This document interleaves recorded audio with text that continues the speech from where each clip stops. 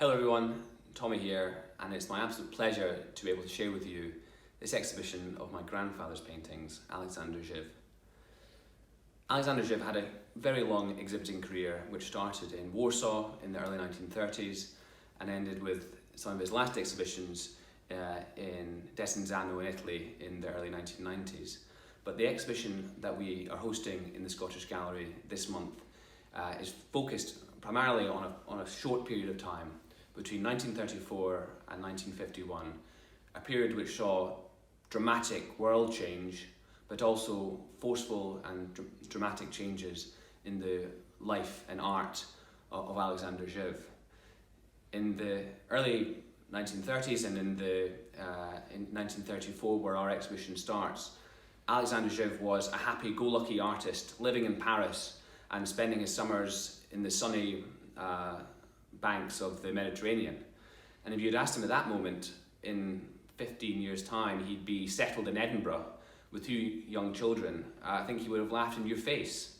But that is exactly what happened, often down to some personal choices, but also down to influences outside of his control.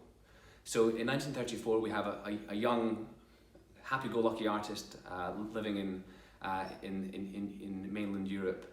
And by 1951, we have an artist who's now based in Edinburgh, who is now an ex-soldier, an ex-war artist, and someone who bears the weight of the dramatic and traumatic news which had befallen his homeland and family, but also someone who had witnessed the brutal conflict of World War II.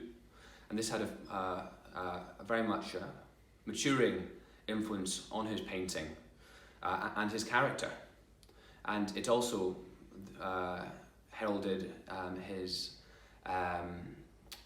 start of subjective and expressionist painting as well. But I'd just like to bring to your attention one artwork in particular today, and it's from a period which is often overlooked in his art actually, and it's the period about 1943 and 1945, when for a short spell Aleksander Zyw aligned himself with the Edinburgh art establishment. And when he arrived in Edinburgh as a Polish soldier, he painted. He aligned himself with some key figures in the Edinburgh School, people like William Gillis and Anne Redpath, and the paintings of this period were exhibited at the Royal Scottish Academy and at the Society of Scottish Artists, and they feature landscapes and still lives very much in the Edinburgh School tradition.